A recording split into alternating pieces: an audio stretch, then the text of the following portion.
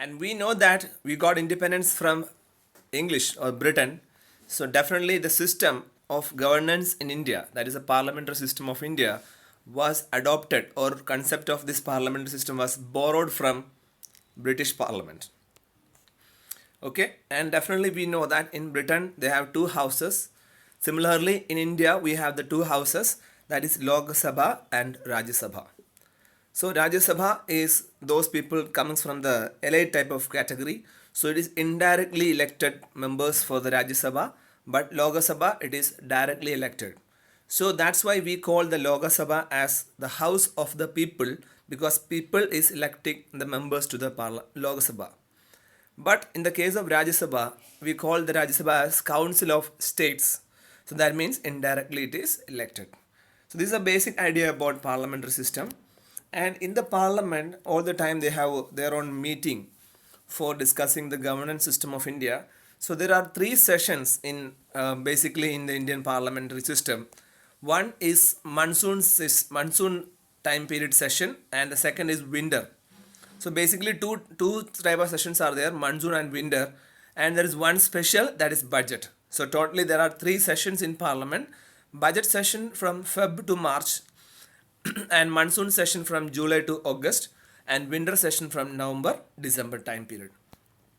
Okay, in these sessions we are discussing about the parliamentary system, the governance, the money we are spending for the welfare of the people in this country, etc.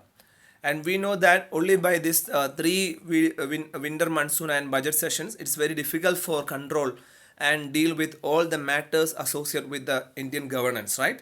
So we have special committees for taking care of this one. So to deal with this, a good deal of its business is transacted by what are called the parliamentary committee.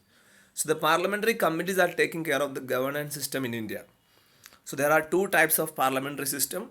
So one is ad hoc and the second is standing committee. So ad hoc committee means it's a temporary one, standing is a permanent body. So if you check with the ad hoc committee, it is appointed for a specific purpose, and they cease to exist when they finish the task assigned to them and submit a report. Okay, so that is the difference between the ad hoc and standing committee. If you move to the next one, that is how a parliament is working a day. So just check a day in a parliament.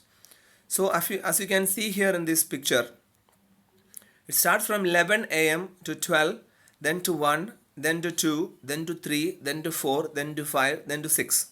So at 5 o'clock evening, Rajya Sabha will wind up and Lok Sabha will extend the time up to 6 p.m. Okay, so the first hour, that means 11 a.m. to 12 p.m., we call as the question hours. At this time, we keep the government in check and represent the people. That means we can question each and every prime minister or ministers of the government, and we can clarify our doubt, and we can question the governance body. That is question hour. Then comes the 0 hour. So that's time we represent the people. Then again 1 hour lunch, and after that 2 to 5 p.m. Rajya Sabha will make law and pass the budget, etc.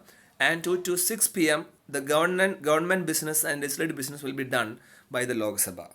So this is a day of a parliament. Now we are going in detail about what is 0 hour.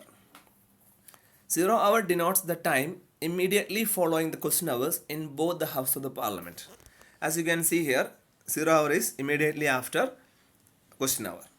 Okay, so this is about 12 noon, which is why it is called as 0. So you know the dial starts as 12 o'clock, right? So that's why 0. During these hours, members can raise matters of great importance without prior notice. However, the duration of the 0 hour has varied over the years. It is not possible to predict what kind of matters might be raised during 0 hours, as there is no mention of any 0 hour in the rule of the parliament. So there is nothing like 0 hours in the parliament rules and regulations, but we have a parliamentary 0 hour for raising the matters in public. So then comes the next one point, that is question hour. As the name indicates, is the first hour of the sitting session of the Indian Lok Sabhas devoted to question that raises about any aspect of administrative activity. So we can ask any questions related to administration. So how we can give questions? So we can give and we can ask the concerned minister to oblige to answers to the parliament, either orally or in writing, depending on the type of the questions we are asking or the other members are asking. So there are two types of question. One is starred question. Starred question means where you are giving the question and the top of the question you put a star. So that is star question. It is in which an oral answer is expected. That means in written you are getting an oral answer. The member is allowed to ask a supplementary question with the permission of the speaker after the reply is obtained from the minister concerned. So that is starred question. And we have non-starred question. That means no star is given. We are given which is written reply is expected. That means no direct oral reply from the minister or any other concerned body. Written reply you will get. So after the reply has been provided, there is no provision for supplementary question. So you cannot ask supplementary question. A notice period to be given to the minister to reply to the question. That is the difference between the starred question and non-starred question.